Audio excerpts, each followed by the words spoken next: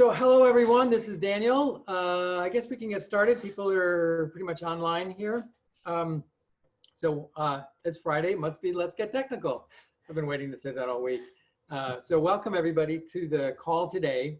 We have the great fortune and pleasure to have Dave Ross come in to talk to us about all sorts of stuff. Whatever you want, Dave.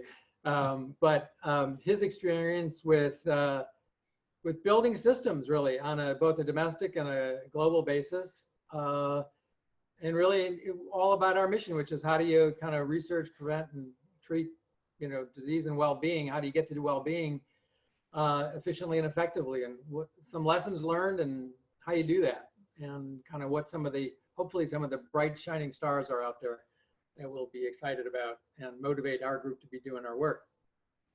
So welcome, Dave. Thank you for making the time, and we're looking forward to getting on started with this.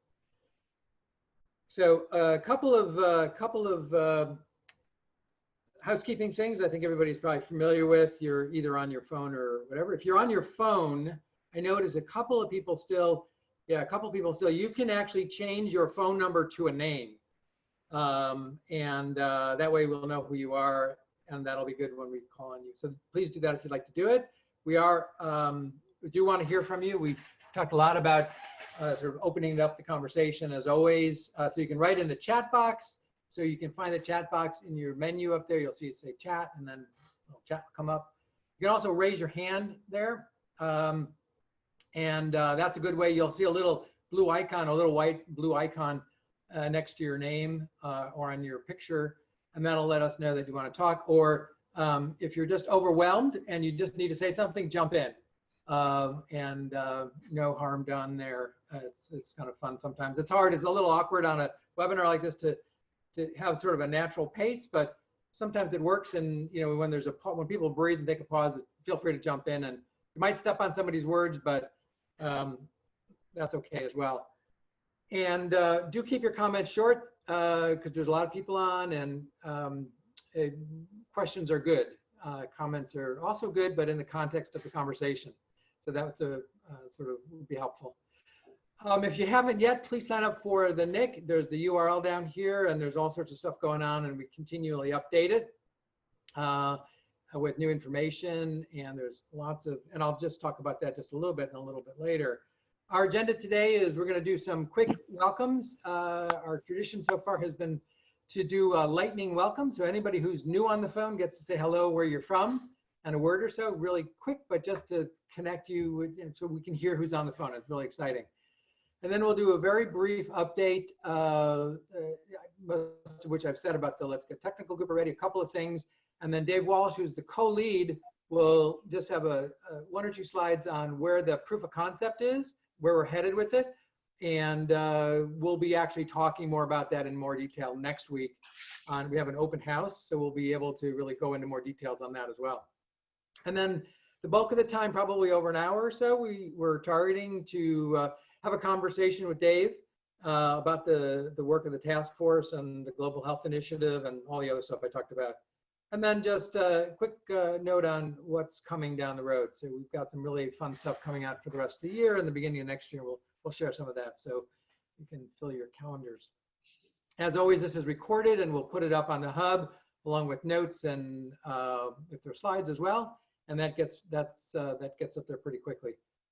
So in a minute, we're here because of the National Interoperability Collaborative, and this is an idea that we've been able to work on the last couple 2.5 years. Been in gestation for many years, and thanks in great part to our colleagues and underwriters at the Kresge Foundation, we are able to have studied and designed this thing and worked with a lot of people on this call to put together the NIC. And it's really, in many ways, it's I call it a virtual watering hole for people from across disciplines and domains.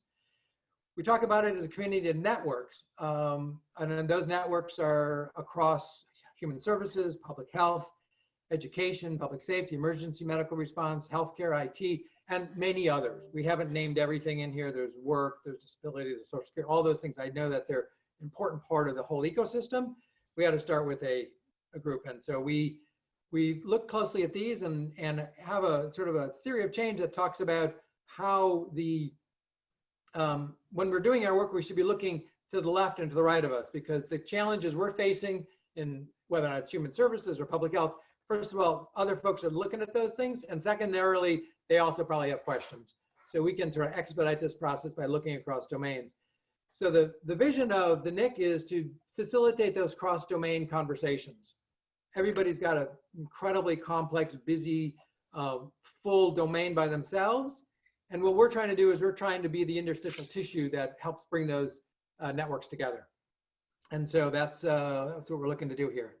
So you can find, of course, a lot more on the web there. And we're not going to spend any more time on that right now. So this is the URL. You can click on this if you pick up the PowerPoint later, or you can just write it down if you haven't been there before. And with that, let me invite Dave Walsh to say a few words quickly about where we're at on Project Unify and where we're going. Dave, you there? I sure am. If you can go to the next slide, Daniel. Yeah.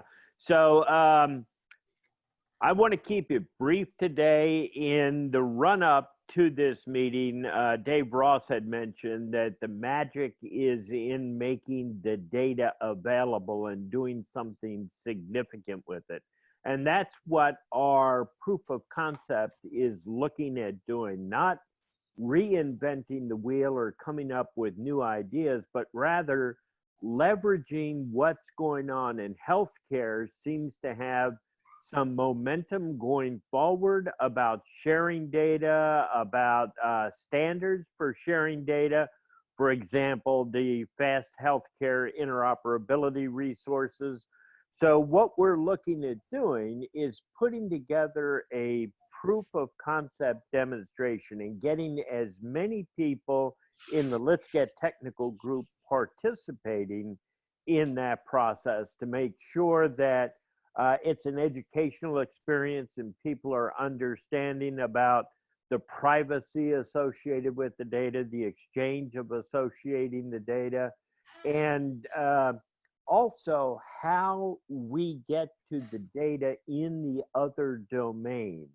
So we're going to need people to help us in this process moving forward, all the way from the technical level. How do you actually write an application that does this exchange of data? So there'll be opportunities for people to engage at that level, but we're also going to need a lot of help from subject matter experts at a much higher level, talking about what the relevant data elements are that need to be exchanged and what the systems are that are out there that currently have that data in it and could serve as the source of the data being exchanged. So we are just now getting started. One of the key focuses that we've got initially is to incorporate the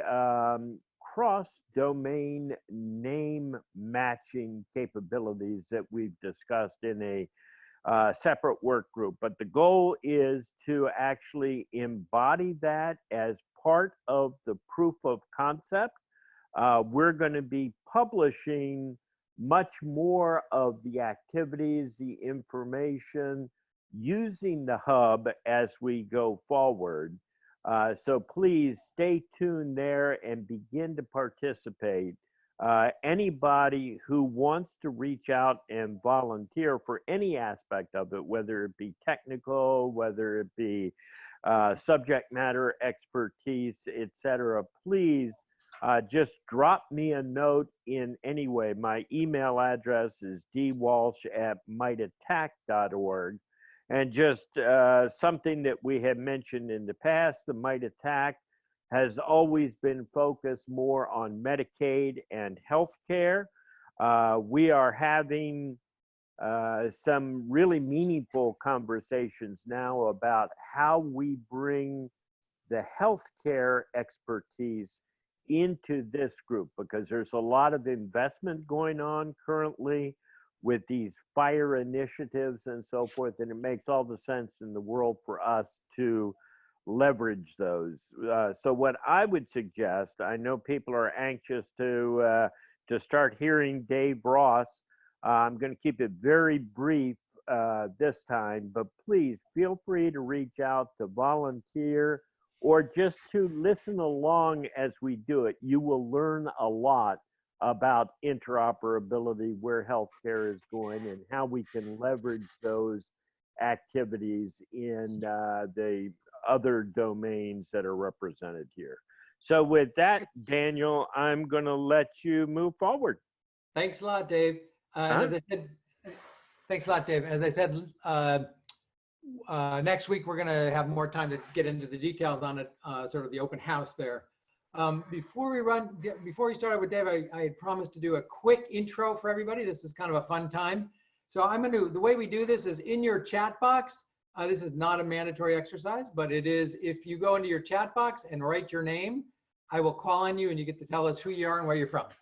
And so I'm going to unmute everybody, which means all sorts of if you're, hang on a second. So everybody's muted. I'm going to unmute. If everybody can just unmute themselves when I, actually, you know what? You can just unmute yourself when I call on your name, and we can go with that. Okay? Let's try it. So, and this is just your name, where you're from. Quick word. Chris Alibrand. Hi, so I'm Chris Alibrandi. I'm in New Hampshire. I work on a federally funded district project, and I wear two hats. I'm privacy legal counsel, but I'm also the person who's in charge of implementing our solutions, and our project is all about integrating statewide health systems. Fantastic. Thank you. Sam.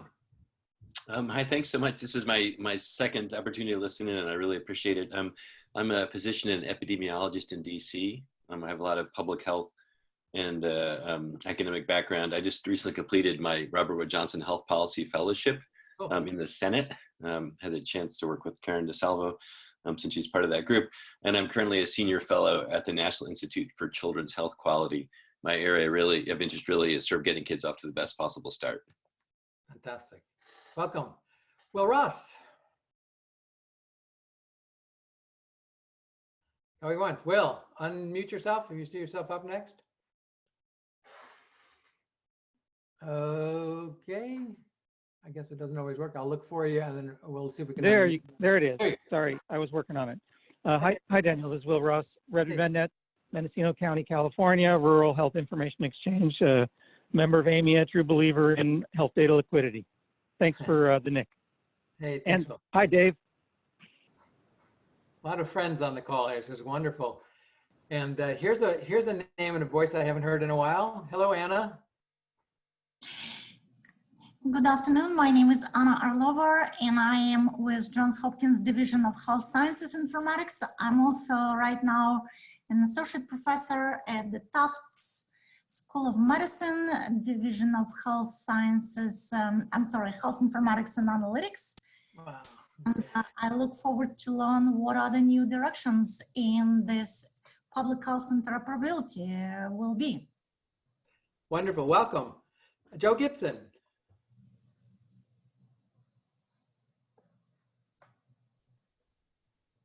Joe, you got to unmute yourself.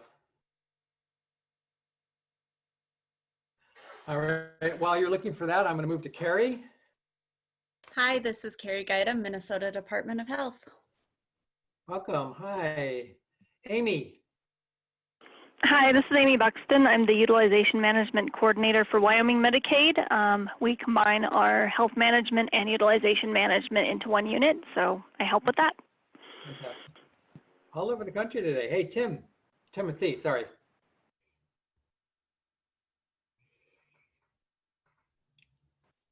Timothy, Tylenol. I'm sure you get that more than once. Tyndall, sorry. Okay, you stuck on mute. How about Emily Yucks? Hi, yep, this is Emily Yucks. I am the new program analyst for the new global health program at NACHO, which is the National Association of City and County Health Officials, looking at effective strategies abroad that can help solve challenges here in the US. So very interested in the presentation today. Fantastic, great. So Joe, I think I just unmuted you if you wanted to say hello. Can you hear me now? Yes.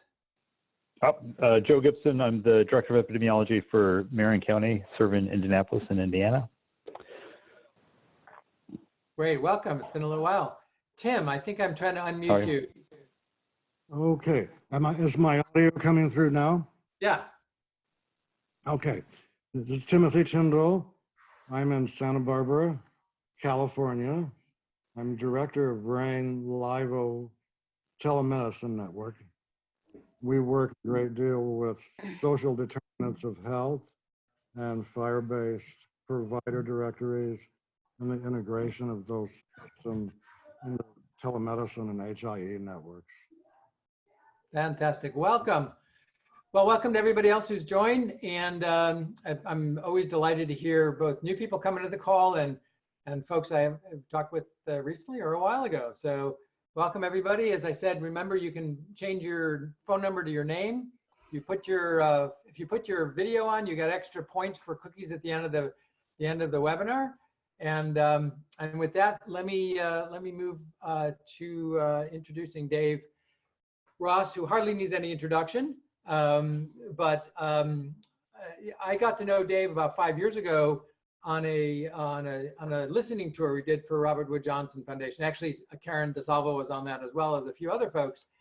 And I was delighted to be asked to participate in that. And I just, it was a wonderful opportunity to sort of travel around, listen to the sort of the precursor to culture of health and data and uses of data and interoperability across the country, all across the country was really fantastic. And I most enjoyed having beers with Dave after the day. I think I would vote Dave the best storyteller, or certainly the top decile of storytellers in the world.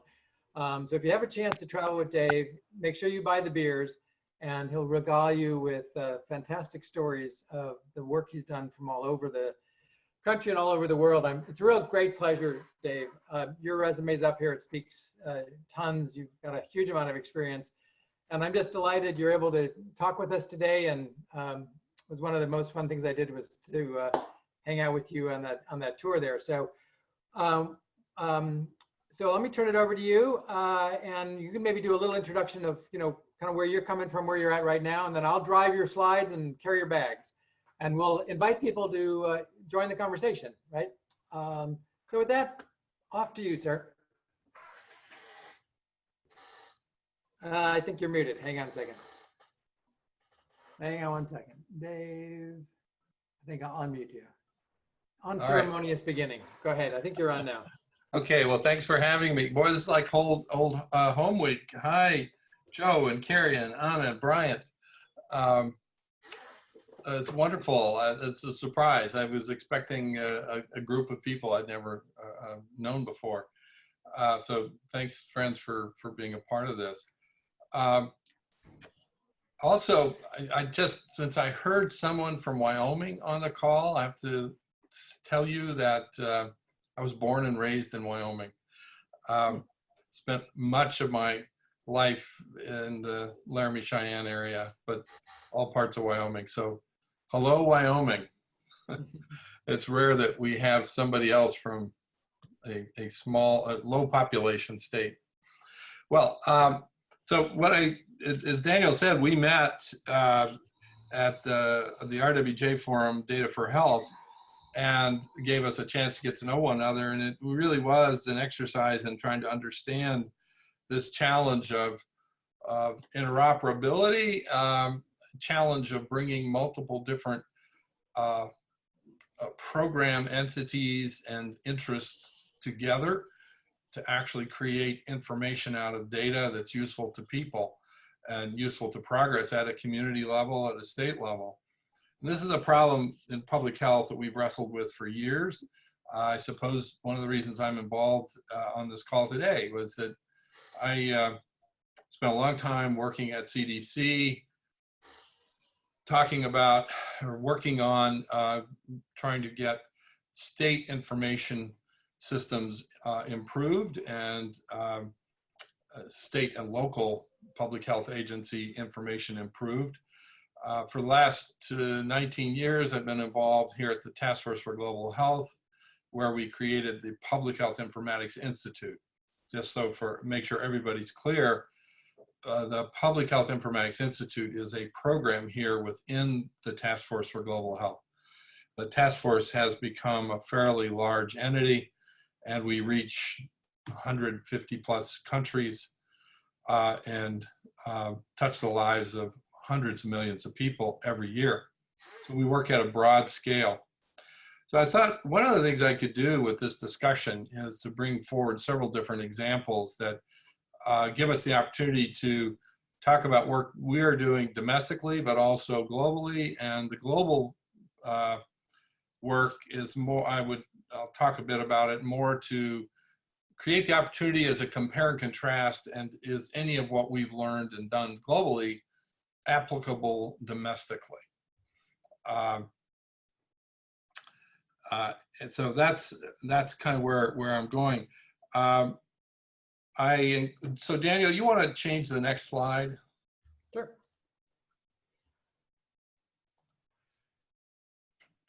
So we've heard about me, and you know, interoperability in the public health sector generally is a major challenge, and it's a major challenge as across other parts of the social health and social services enterprises, because everything is locally owned and driven.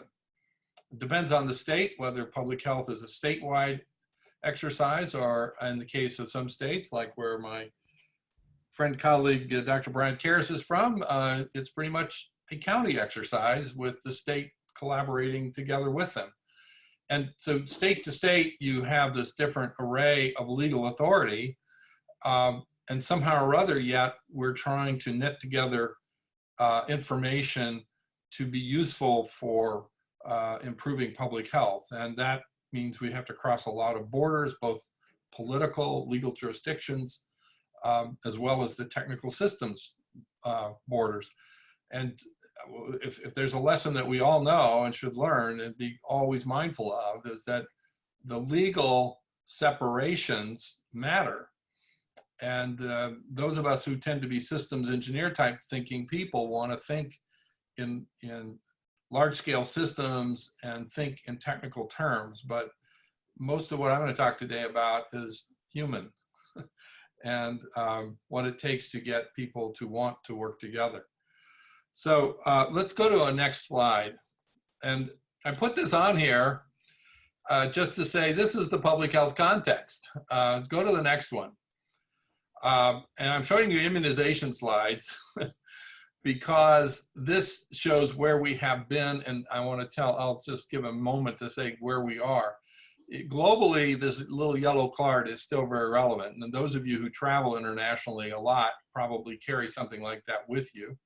I know I do. It's tucked into my passport, so I can show it when I go into certain countries where they want to make sure that I've had certain vaccinations. And go to the next one. And so there you see another picture, but this is sort of the human context of some of the work we've done in public health. So go to the next slide. Okay, and this is what I'm going to talk about. But when we talk about domestic work, there are a few things today that I want to mention.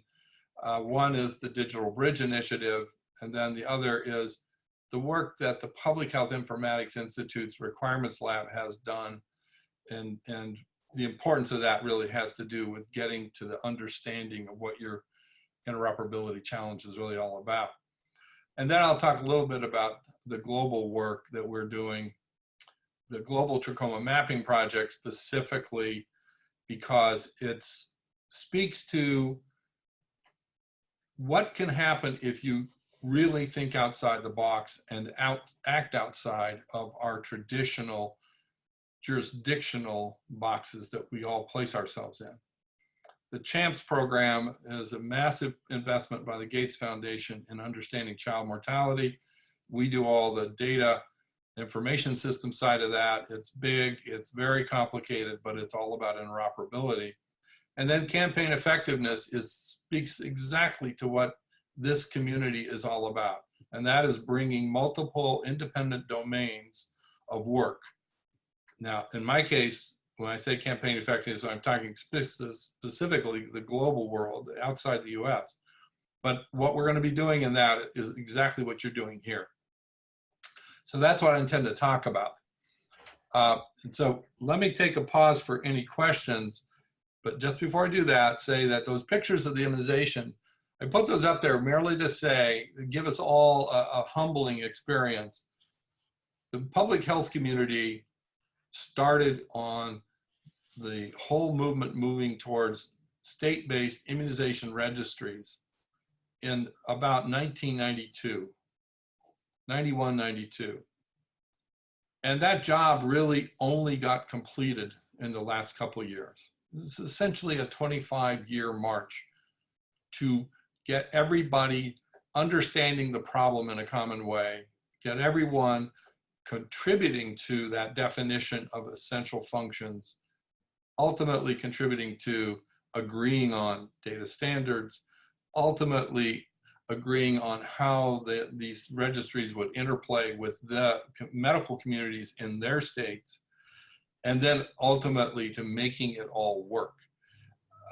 That one topical domain within public health took us about 20, 25 years.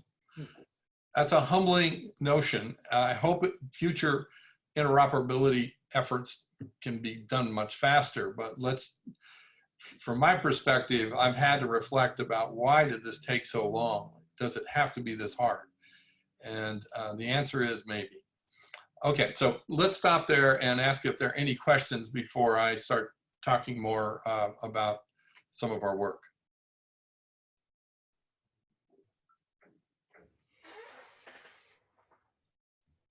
You can put your question into the chat box or just jump in. Dave, this is Anna Arlova. In this 25-year-old time frame is really scary, as with all due respect, many of us is approaching the retirement age.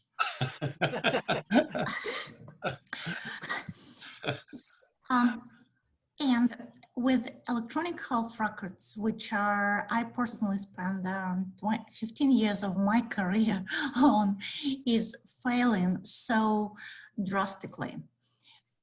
Do you think that during these 25 years, we just invested in technology that maybe not the one who will carry us forward in the next 5 to 10 years? And I'm talking about this telehealth that is just blooming without the need to record the telehealth encounter in the electronic health record. Just think about it.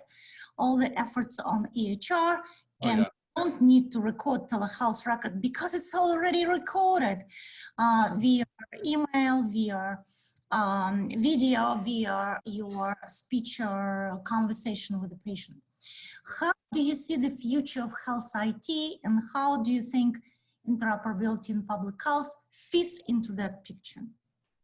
Wow, Anna, it's so good to hear your voice. It's been way too long. And as usual, you're asking a really pointed, insightful question. My 2 cents on this is that electronic health record systems, what we are constrained by the way we invest in building a health system in the US. With those systems are essentially the result of private capital, private companies developing systems, selling it to the healthcare world. And that history really was rooted back in the world of trying to make an electronic copy of a paper record without much thought at all towards how would that electronic tool evolve. So what they are is clinical repositories with very heavy front and clumsy front ends. as my CV showed, I used to work at Cerner. I've been involved in implementing these things in large healthcare systems. It's an ugly exercise. It's difficult. It's probably, as you're pointing out, needlessly complicated. And unfortunately, it reflects a huge monetary investment by health systems. They're going to be very slow to discard. There is the medical requirement that you document your services. So that's part of what those things do. But they are encumbrances, I think it's fair to say today, to clinicians in trying to provide care. And as many doctors hate the EHR as love it. And so I think a next generation is going to happen. So when I talk about the trachoma mapping project, I want to give you, use that as a way to at least stimulate thinking about how the idea that you've just mentioned really will take root.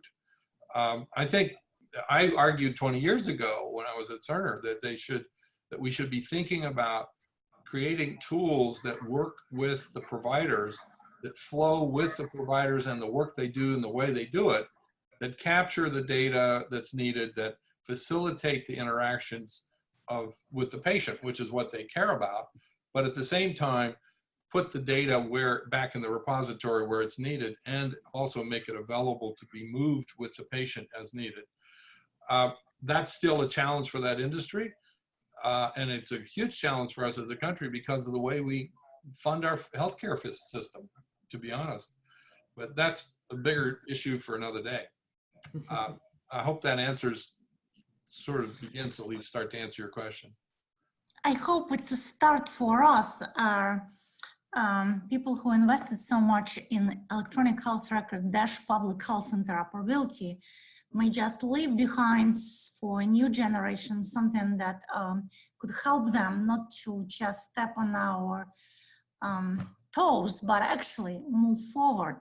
And yeah. I not agree with you more on what you just said. So it looks like we have to start with a new task force. Well, it really is a time for almost a revolutionary change. Yeah. But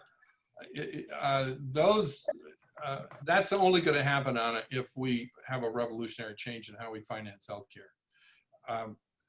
The way we finance healthcare drives so much of this behavior and use of systems.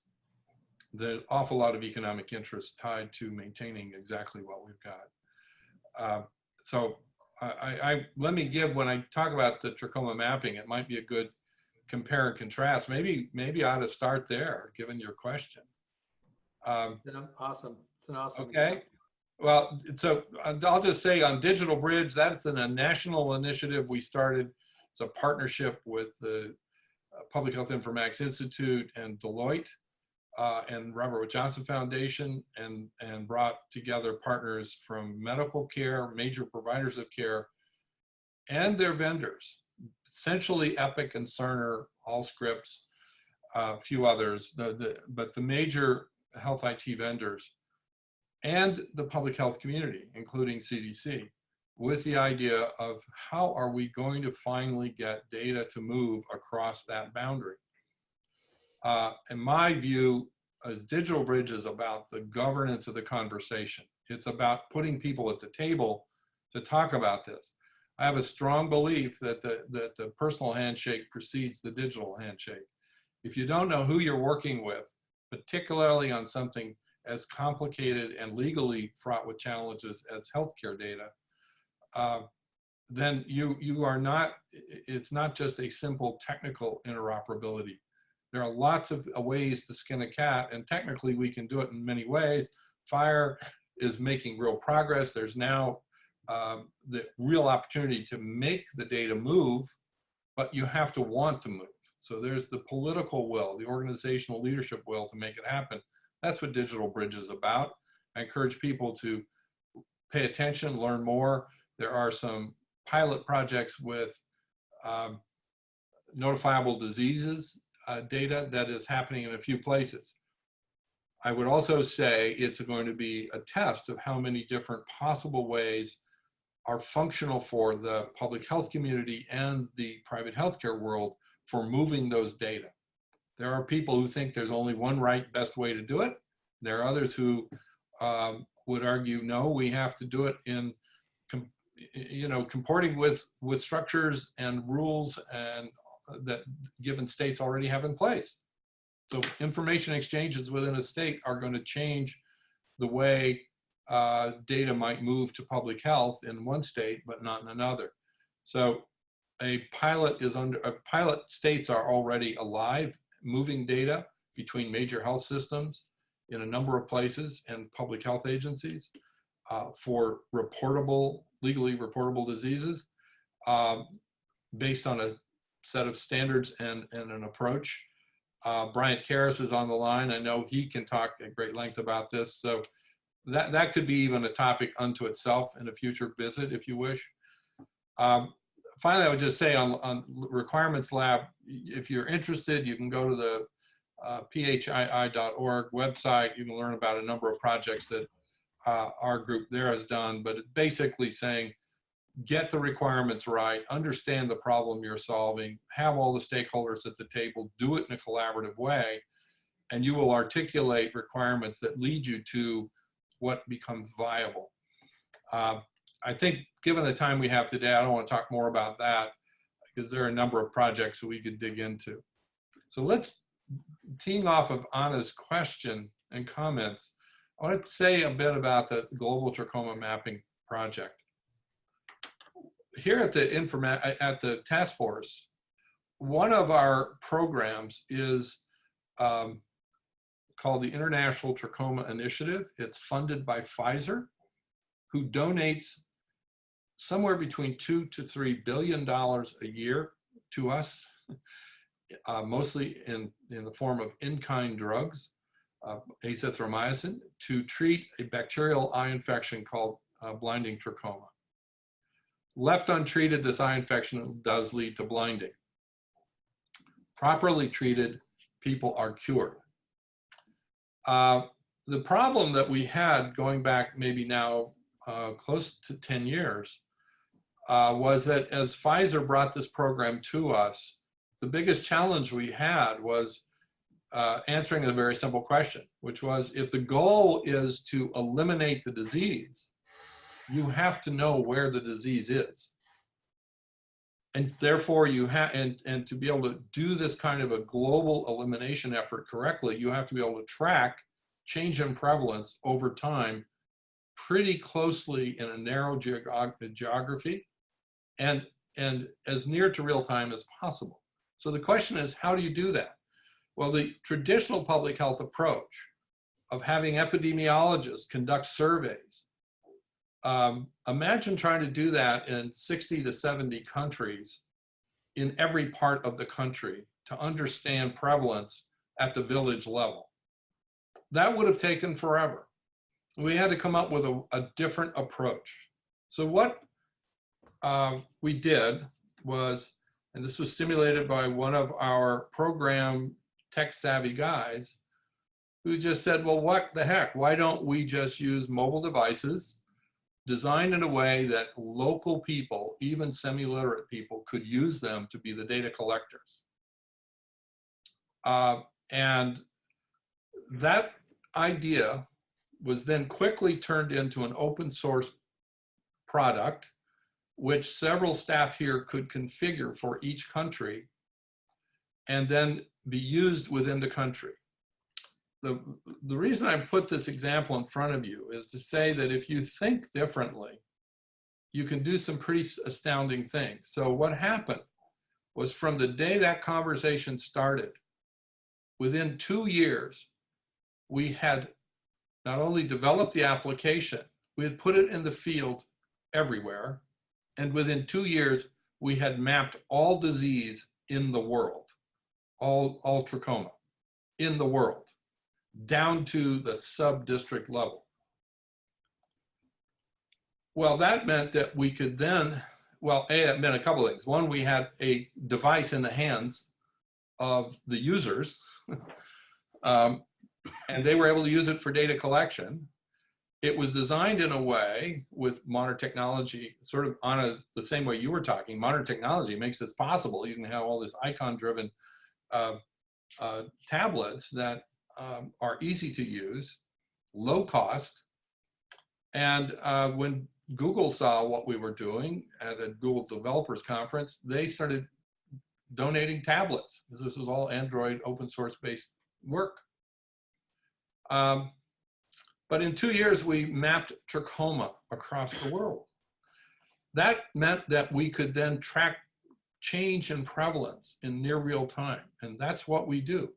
And because of that, that led the investor, Pfizer, to up the donation to where we now treat about 120 million people every year for that disease. And it means within about 5 years, there won't be any more trachoma that needs mass treatment. It will be down to the kind of thing we see in the US, which is every so often somebody gets an eye infection and they go to the doctor and get it treated. That means as a public health problem, this disease will be eliminated probably by about 2025. This technology innovation made that possible. So when you start thinking about some of the interoperability questions, we now have data sets that, like with trachoma, that now have to be made connectable or usable by broader audiences. And that's yet a different problem. But I brought this up just to say, we were first grounded in how the traditionally one did this, solve this problem of mapping a disease. And until we jumped outside of the traditional way of thinking and said, what if we had local people have a tool in their hand that they could use? Until we got there, we were stuck and we weren't going to be able to eliminate this disease. And by changing the way we approached and thought about it, this disease will be gone from the earth in a few years, essentially gone. So that's one point. Maybe I should stop there and see if there are any comments or thoughts or ideas. I wouldn't doubt that some of you are saying, well, that sounds nice, but that does not at all apply to what goes on in the US. I have given that talk to local health departments a number of times, and I've had people say, oh, that's interesting, but that wouldn't work here. And the reason they usually give is, well, we have all of our own systems and our own constraints, and they start talking about constraints. They don't talk about how we solve a problem. So any questions or comments at that point? Hey, Dave, can you hear me? Yeah. This is Joe Gibson. We were just having a discussion here yesterday about how we're going to collect information from our population, because telephone surveys are just becoming incredibly expensive to get good samples from. Yeah. And I was listening to you thinking, hey, we need to try to implement this here. I mean, we've got to find new methods. We've got, and we want to try to validate things, but I don't know why we wouldn't think about this kind of approach as well. I think, Joe, look, in this country, everybody has access to a smartphone. Something above 90%, it's more probably penetration is above 95% now. Of all people, either have one or have easy access to one. Heck, I'm finding, I was in a small village on the island of Pemba, which is part of Zanzibar, Tanzania, last month. And in this village, we were there to treat people for several diseases. Probably almost half of the people I saw were walking around with a very low cost Chinese-made smartphone. And because when we did our trachoma mapping program, we just gave them the tablets.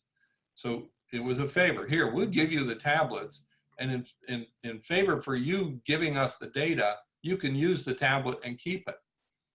And those tablets are now being used all over in health systems in all these different countries for gathering data on surgeries and other medical procedures, as well as the survey data that we want.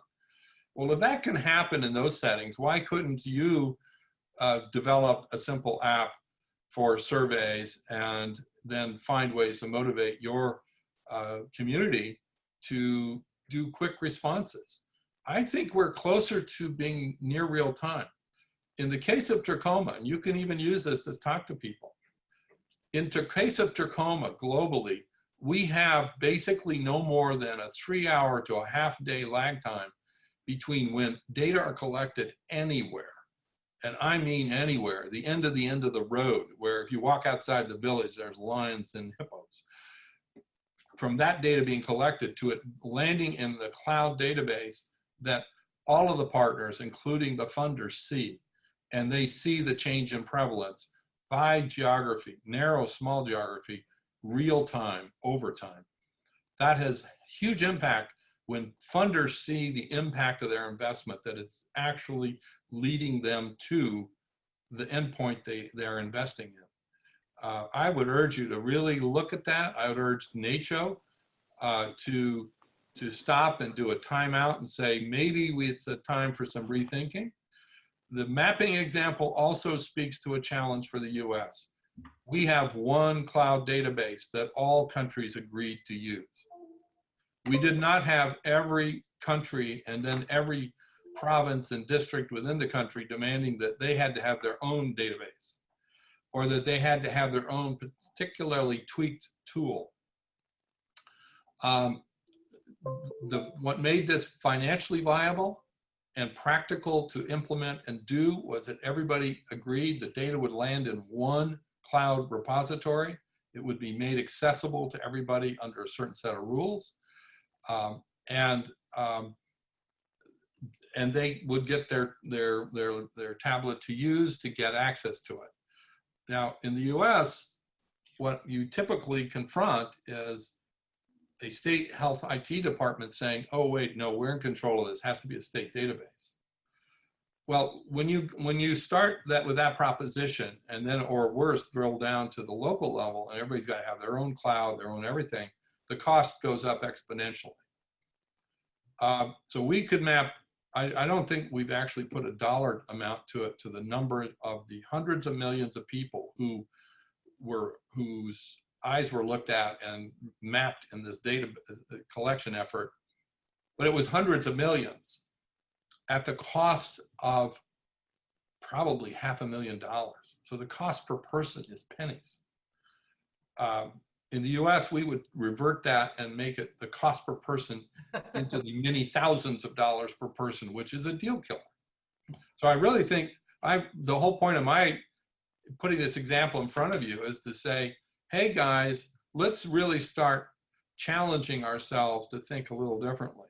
Why couldn't we have a singular cloud database here for certain applications? Because we all know those can be partitioned in ways that protect everyone's access and limit it to whoever you want to limit it to. So let me then jump to the CHAMPS program, because that is an amplification of this point. The Child Mortality Prevention Surveillance Network, it's funded by the Gates Foundation. This is actually the Gates Foundation's single largest investment. This is a 20+ year, $1 to $2, maybe $3 billion effort. Our public health informatics team is a partner with the Emory Global Health Institute and CDC to do this. We are working to develop population-based surveillance sites in 20 countries. So when you think population-based surveillance, just think state or county health department and surveillance in your, like Joe, with you in the Indianapolis metro area. We're setting up those in 20 countries. And what we have to deal with is a huge interoperability challenge, because in every one of those locales, they already have investments, even in poor countries. They have investments in hospital lab systems, in various ways of gathering clinical data, in various ways of gathering population data, like, denominator data with births and deaths. They have some survey kinds of techniques. They have various systems in play. To understand the cause of child mortality, we have to get at why a child died, including getting minimally invasive autopsy data, which means large needle bore autopsy data, which so it involves an elaborate specimen collection, but also involves survey data, geography data, family and housing survey data. It involves laboratory data, clinical care data, specimen collection and monitoring data. It's really data intensive, and it has to be of the highest science quality. That was the Gates Foundation's demand. And we have to have cradle to birth capture and understanding of the movement of that data from when it's captured all the way to when it lands in, whether it's the country repository, our global repository, or the laboratory specimen repositories at CDC.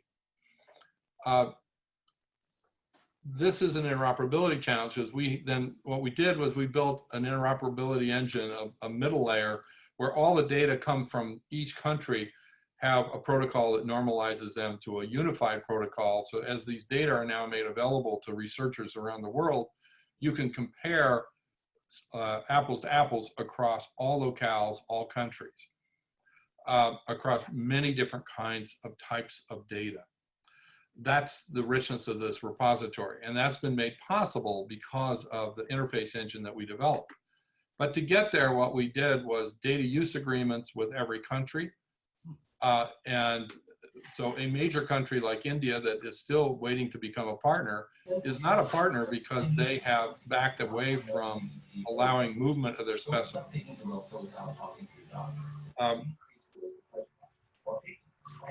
Somebody's off of mute. So maybe I should stop there and ask if there are any questions.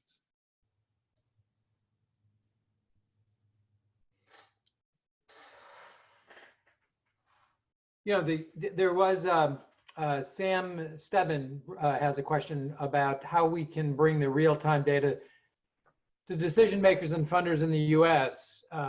And you know what you were describing, Dave, both with Digital Bridge and then the successes of large-scale, complex, multi-jurisdictional exchange. I guess the question is, what's the prognosis? I know we just talked about that a little bit, to 25 years. Are there things that you're seeing that you're optimistic about now that would make you hopeful that that's going to be possible here? Mm-hmm. And we can connect those things. Yeah.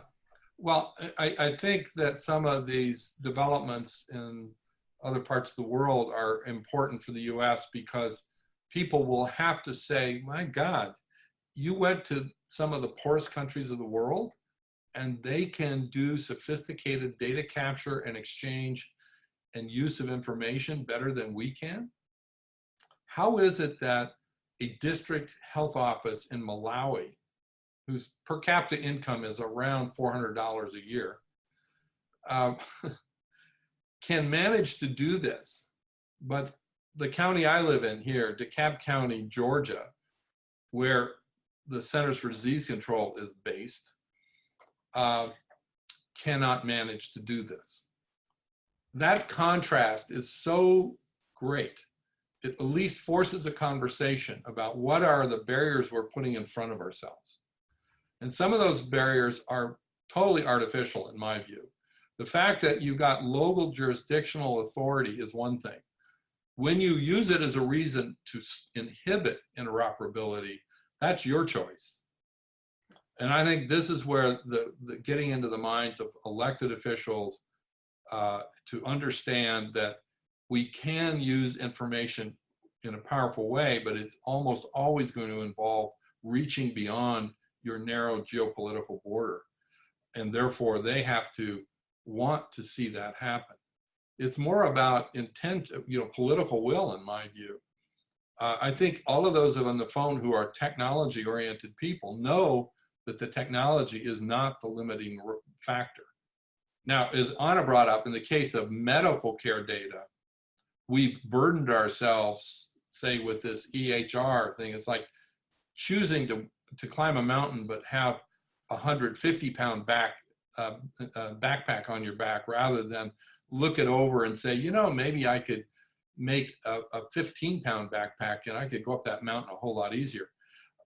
those are choices we have to make. But a lot of the interoperability across social services and healthcare has to do with political will. The Digital Bridge Initiative is essentially a conversation between healthcare and public health about where does information value lie that warrants sufficiently large value that warrants all the effort it's going to take to make data move out of these clinical repositories over to public health and vice versa. How to take this scramble of different technologies and systems and inadequately funded operations on public health and make them a viable information partner for healthcare. That's more about political will and leadership than it is about a technical barrier. So I think anything organizations like you're creating here with this dialogue that can start to expand the dialogue to help political leaders or politically appointed people like health officials or other senior officials in health and social services understand that they have a role to play in opening or knocking down some of these barriers. That's what's going to move this forward. Couldn't agree more. Any follow-up questions there? If I may, and this is Anna Arlova, and sorry to occupy time on this. Oh, Anna, go for it. Event, but a couple of observations.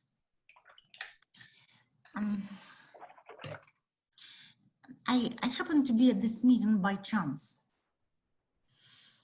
and I must tell you, from this list, what I see right now on the screen, I want to point on two things, requirements lab and global trachoma mapping project, because I don't know, okay, for these things. Requirements labs. Dave, you might remember how old this project is, 2002, 2001. And now in 2019, what do we have as an outcome of this project? We have the most informatics-based, tangible, as well as most reliable health information exchanges that was built for labs by Association of Public Health Laboratories. This bullet number 2 under domestic is a huge victory of the Public Health Informatics Institute and personally Dave Ross. To me, with all due respect, this is the only interoperability effort that works in public health.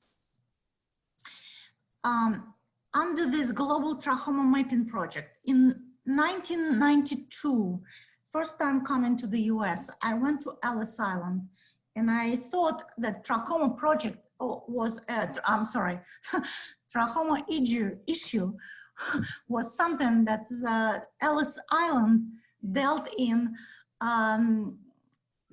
early 1900s. And I'm shocked today to hear that throughout the world, it's still a problem. Mm-hmm. And we, as a public health people, in 100 years, with all due respect, focused on other things, and we helped with solving other things. But to me, the trachoma is still an issue, is shocking today. And the approach that Dave is proposing to it, to solve it in a few years with the support of the pharmaceutical company. I think we see this happen in a pharmaceutical world because back in environmental health world, we thought this in 90s, late 90s, what was called community-based participatory research. But right now, what Dave explained in this global trachoma project is a pure community-based participatory research or pragmatic research that pharmaceutical companies want to have to make sure to guide our knowledge generation of the future. I happen to be at this meeting by chance, but as I said, but what I hear today is actually a roadmap, Dave, that is always, with all due respect, is led by you, which is just showing us actually the way out of this kind of a bubble that we created with digital bridge or electronic health record or HIMSS interoperability showcase, which is based on the old technology. And now with trachoma project, giving people the tablet that will allow them to take a picture of a particular condition brings them in the technology of maybe 21st century or maybe 22nd century. Okay, it's called human body positioning system, bones. And this is the ISO Technical Committee 215 Health Informatics project that we're right now is doing in semantic content work group that I'm chairing. And this is the South Korea project, but think about it, what this tablet with showing the images can bring to us. Anna, let me jump in. First off, so everybody's awareness, I put on the requirements lab. First off, that is a team within the Informatics Institute that specializes in working with people to get requirements right. Anna referred to the work that we did now almost 20 years ago with U.S. Public Health Labs to help them unite, automate themselves, and integrate themselves, make themselves interoperable. And that was a huge success. You're right about that. But there have been others. And then I talked about the work we did working across all the immunization areas around the country. I think when you break into other parts of public health, there have been successes that you might not be up to date about, but it is still a long road to go. But so Requirements Lab, I really put that on there to tell people, point them to things like a collaborative requirements methodology and a way to talk together to understand your problem. Because too often people are jumping to a technical solution before they have the set of partners that would have to implement it engaged in the conversation. That's really why I put that on there. As far as trachoma, yeah, but my friend, a lot of diseases we're getting rid of today are diseases should have been gone a long time ago, but it is happening. And then finally, to your point about the use of the tablets, I didn't really think this was the forum to present some of the technologies. We could do that in a future time if you want. But you're absolutely right about the power of these devices. We're looking at an application right now for our global leprosy elimination program that would actually use that to take the picture, diagnose the condition, confirm its leprosy, and then that leads to the guiding of the treatment to that person. There are big, big changes where these technologies can be deployed to make a difference. We've, on the global side, been able to do this without many constraints. And whereas in the US, where we are, is lots of constraints. Brian, you want to say something?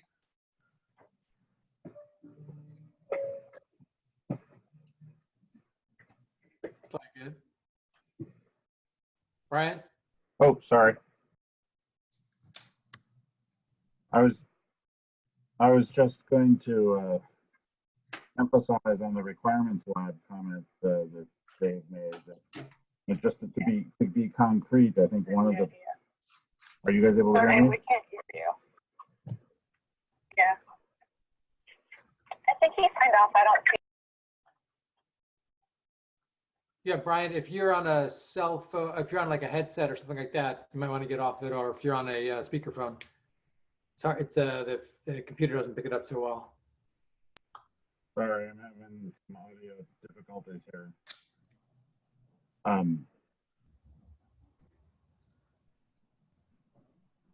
Are you there still? Yeah, are you guys able to hear me? Yeah, just speak up a little bit more. Just speak up a little louder, we can hear you well. I was just going to give a concrete example. For the requirements lab, you know, the types of work that that we can do collaboratively across the nation and across the world is to create interoperable standards around concrete needs, like the work that PHII did to document laboratory information management systems in a way that can allow for open source creation of LIMS systems or open LIMS systems that can be shared across the globe, and can continue to evolve as new technologies come into being. They can't stay static.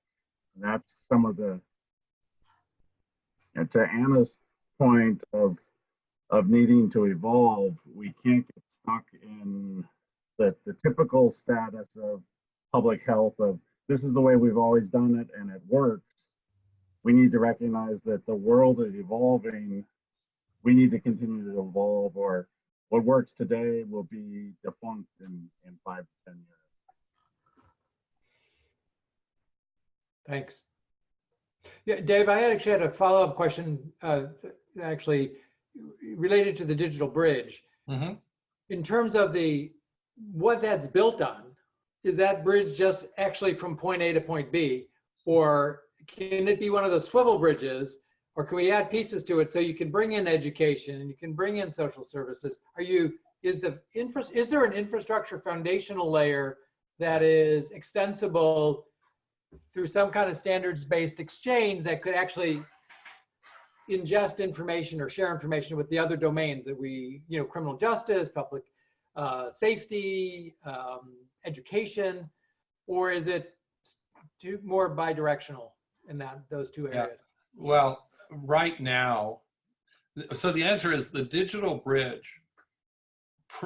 Think of it as a term, a phrase that captures the notion that people have to sit down together and talk about what exchange of data or information is actually useful and valuable to them.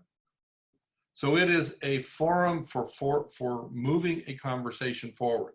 We put years of investment into work on various types of standards and other technical solutions to solve this interoperability problem in public health and healthcare, and data did not move across the barrier. Well, the way this came about was that Andy Wiesenthal, former head of medical informatics for Kaiser Permanente, and at the time, now presently working as a consultant with Deloitte, he and I had been commissioners on the CCHIT, Certification Commission for Health IT. And him being a former CDC person before he went back to clinical care, cared a lot about public health, but also was really deeply knowledgeable about all the challenges of healthcare data and systems. We began talking about, in our collective frustration, about how to get data to move. And it's pretty clear to both of us that until the healthcare providers, particularly the biggest ones, would be in a productive conversation with public health, nothing would happen. That's one condition. Another was that until public health realized that they had to act as one voice, not 50 different state voices or 3,000 different local health department voices, that if they could not act as an enterprise, a unified industry, then it's a deal killer for healthcare. Healthcare will not deal with 50 different interfaces with 50 different states, if it could even be that simple. But unfortunately, in a lot of states, it's the county level or city health department level. And so that led healthcare to basically refer to, if any of you know that Mark Overhage, former head of the Indianapolis or the Indiana Health Information Exchange, Mark used to refer to public health as 1,000 gnats buzzing around your head. So his dismissive way of saying, yeah, public health is nice, but you guys are a nuisance because you all want to have your own way, your own voice, your own independent way of thinking and working. That does not work for the healthcare industry. So we used this conversation about Digital Bridge to bring people together and say, well, public health, can you come together and speak with one voice? If you can't, you will become data blind. If you can, then healthcare might want to work with you. And by the way, healthcare vendors, if your major partners spoke to you, Cerner, Epic, Allscripts, the people who pay your bills, if they said, build us an interface that meets these conditions, will you do it? So that's what we did. We brought those parties together, and initially one-day meeting at the Deloitte greenhouse facility in Chicago to test that proposition and ask the question. So public health, and of course, there's nobody in charge of public health. There are 50 state health officials, and there are many, many city county health officials. And then there's the federal secretary of HHS. There's the head of CDC and 100 different programs at CDC. So public health is itself a chaotic industry. But that's by, you know, congressional design, by constitutional design. It's a fact. So the question then is, well, given that reality, public health, could you align yourselves and agree to work together and be in a business conversation with the business of healthcare to agree on one way to do each thing? So that was step one with Digital Bridge. That led us to saying, okay, well, where would we start? Well, at the time, Tom Frieden was director of CDC, and he strongly urged for CDC to be involved. They needed to solve just getting reportable disease data moving. So that became the first use case. And then the Association of Public Health Labs and CSTE, the Council of State and Territorial Epidemiologists, came together, and they've been working on this platform called AIM, and that will work for some states and it will not work for others. So back to your original question, Daniel, is there an underlying technology platform? Well, not really. There's an underlying technology platform evolving that will work for some states. It probably will not work for a lot of others. I would bet Brian Karras will tell you that it will not work in Washington. But that doesn't mean that we cannot make the states that won't use that platform find a way that they can move their data in a standards-based way back and forth between healthcare and public health. So that's why I would emphasize the negotiating governance diplomacy part of Digital Bridge as preeminent. Right. I do think that if the various, it is a model, it could be used for social service integration with public health and healthcare. That's a natural forum that's evolving. It's supported. We now have a new funding from a very large foundation on the West Coast that's putting money into this. So it's moving along. We've done it without federal government money because we wanted all partners to feel that they had an equal voice, that they weren't being told what to do. That because this is going to have, if data are really going to move and work and flow, it has to be a voluntary agreement to make that happen, short of a federal law that demands it. And that's not going to happen. We knew that was not going to happen. So given that need for kind of a United Nations approach, a diplomatic approach, that's what Digital Bridge is. Great, great. Well, here at the NIC, we would look for where to submit our nomination and our application to be part of that conversation, because it, you know, that's fundamentally what we're saying is how do you engage that conversation across domains? Yeah. And think clearly and carefully about what and how you build things so that it can go all sorts of different ways, as opposed to creating yet another set of giant silos that are not exchanging. So, you know, this crossing the silos, I had on my slide, it says campaign effectiveness. Yeah. This may be something that you in 6 months want to bring this community in as an observer. We have a new program that's funded by the Gates Foundation that will be announced next week. So you're getting a preview. It's called Campaign Effectiveness. But basically they've kind of said, look guys, the world of global health, and in fact, domestic US public health very much this way, is driven by narrowly focused, what they're calling campaign style approaches, the rest of us would call silo programs, but programs aimed at one thing. So like here at the task force, we run the trachoma initiative, aimed at eliminating trachoma. We also run the Global River Blindness Elimination Program. We also run the Global Leprosy Elimination Program and the Global Hepatitis B and C Elimination Program and the Global Lymphatic Filariasis Elimination Program and the Intestinal Worms Elimination Program. And those are all in vaccine and neglected tropical disease portfolio. But Gates funds that, they fund a lot of that stuff, but they also fund immunization work. Well, guess what? There is the Global Polio Eradication Campaign. There is the Global Measles Eradication Campaign, the Global Flu Containment Program, etc. And then you've got that in malaria, you've got it replicated in nutrition and all these other domains.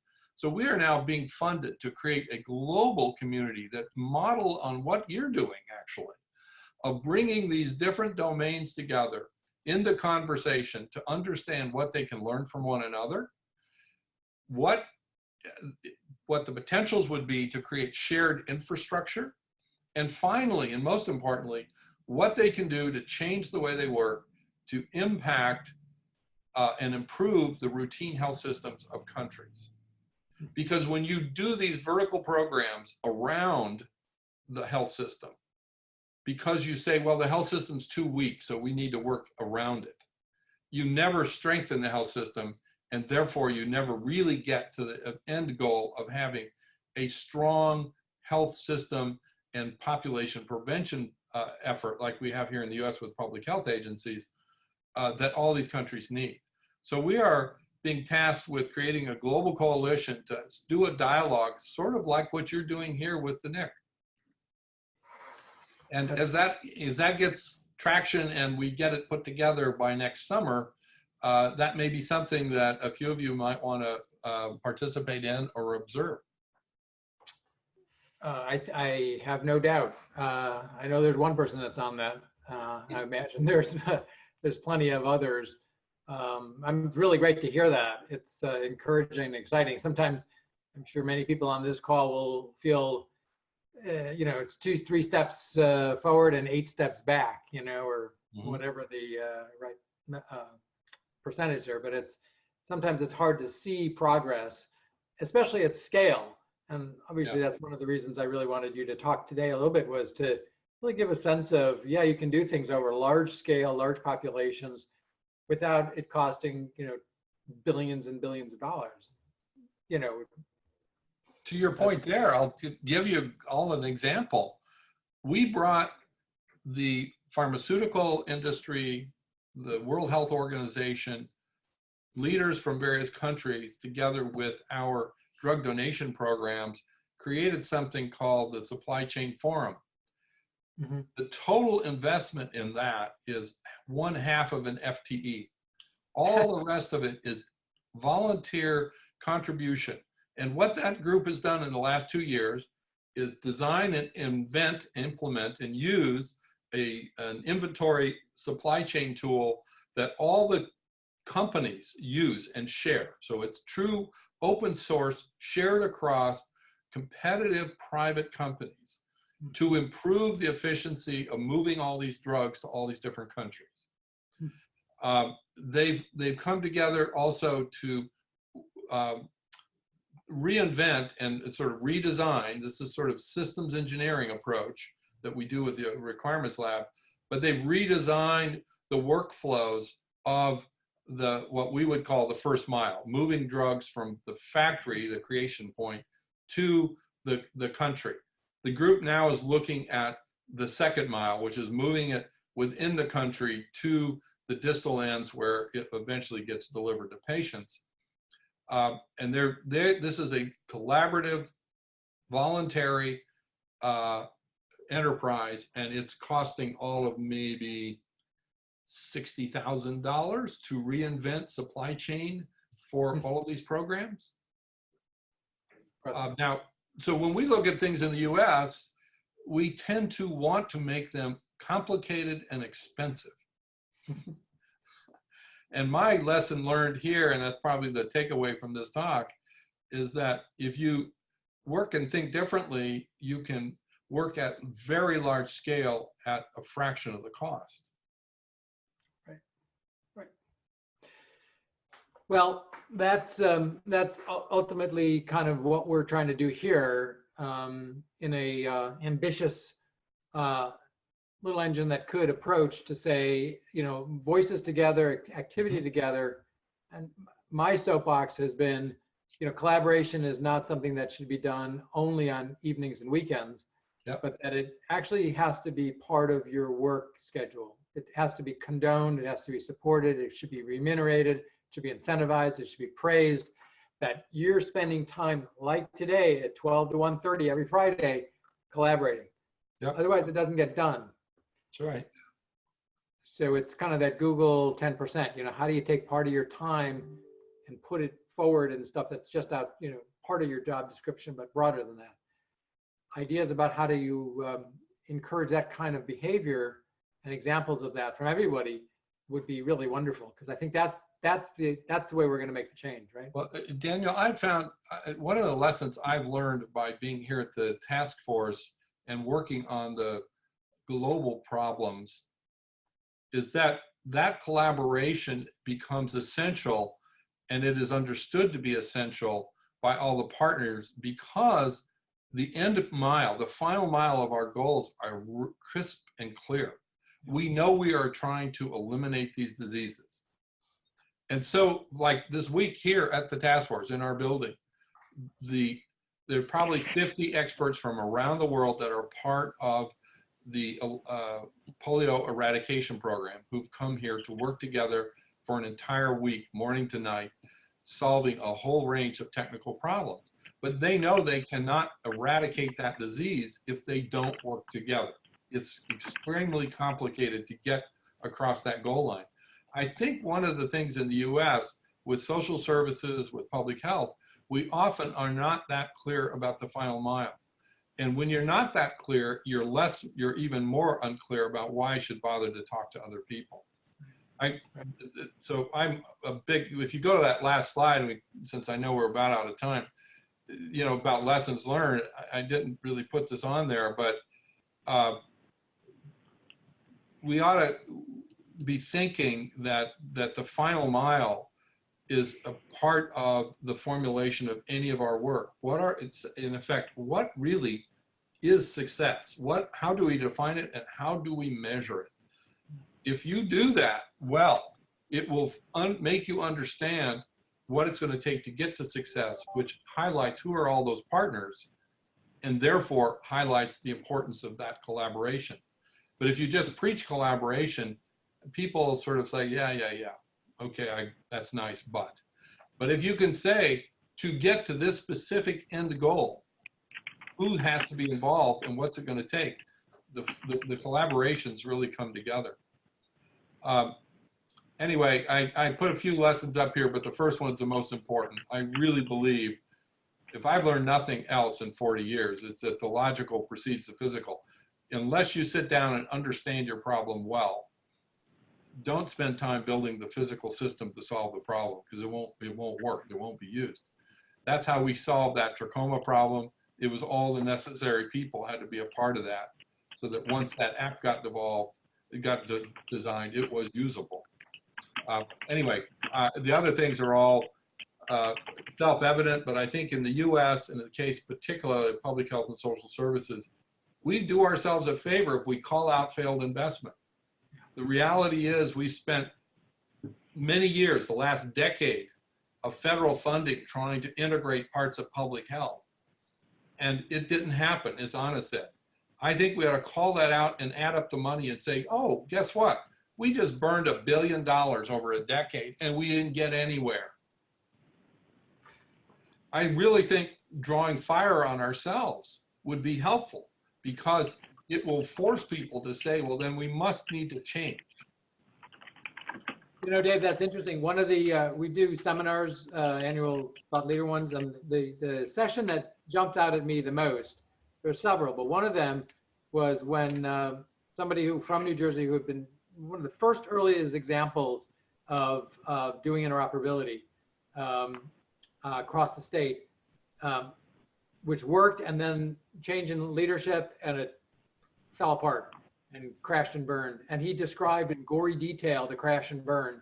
Yeah. And I have to say it was the most, probably one of the most educational exercises we've done. And I'm going to propose here, maybe we'll put this up on the site, is to look to create a session in the near future and ask people to volunteer their crash and burn stories. And either anonymously or if they want to identify prior life. I think it's really healthy because it lets us see how often we have failed investment. Right, right. And the idea of failure is easy to say, but it sure is hard to do. I had a personal lesson, a humbling lesson, as we formulated the information architecture for the CHAMPS program. One of our final hurdles as a project officer at the Gates Foundation was this guy by the name of Bill. And Mr. Bill Gates actually reviewed the final architecture plans and had to sign off. So we were held to a very high standard of thinking and performance. That kind of rigor often is lacking in public investment. But knowing that it took 2 years, almost, essentially 2 years, from when that formulation of the proposal started to when it finally passed that final hurdle, that discipline is what allowed us to, in a year and a half, implement 7 sites around the world and integrate across multiple dissimilar systems to produce data in a couple of months. Yeah. We don't do that in the US. We allow ourselves the luxury of constant failure. Interesting. So with that, I want to thank you so much, Dave, and fascinating and hit the mark for me. I'm sure everyone else on the line here. I will invite you back again. You raised a couple of topics, and maybe you can bring some friends along to help support some of this cross-domain kinds of conversations, which I think got my brain thinking about how do we participate in more of those. We've got a forum here, and in fact, the next 2 weeks, just for people to know and put on the calendars, next week is our open house, which means it's a smorgasbord. We'll be talking about the proof of concept, which is, Dave Walsh had mentioned that early at the start. And that's a place for us to do stuff. That's a place for us to actually do stuff and get stuff, get stuff done and bring people's voices and their talents and the skills together and be able to show that at some major events coming up, both at the Medicaid Enterprise Conference and potentially the HIMSS Conference next year. So there's a place to show what's working and what's possible, which is fantastic. The week after that is Ann Flagg and Megan from the American Public Human Services Association are going to talk to us a little bit about the Family Prevention Services Act, which is the driving foster care and prevention, which has implications for all the systems. And they're actually using prevention, so God willing, maybe they're actually going to do something there. You'll see after that, we've got some really interesting plans for a couple more at the end of the year and then starting up in January. So keep tuned, send your cards, join the NIC, and have a great weekend. And thank everyone for your attention. And the recording will be placed on the hub probably within a couple of days. Thanks, Dave. Thanks, everyone. Thank you. Enjoyed it. Thank you, Daniel. And thank you, Dave, very much. Yeah, thanks, everybody. Have a good weekend.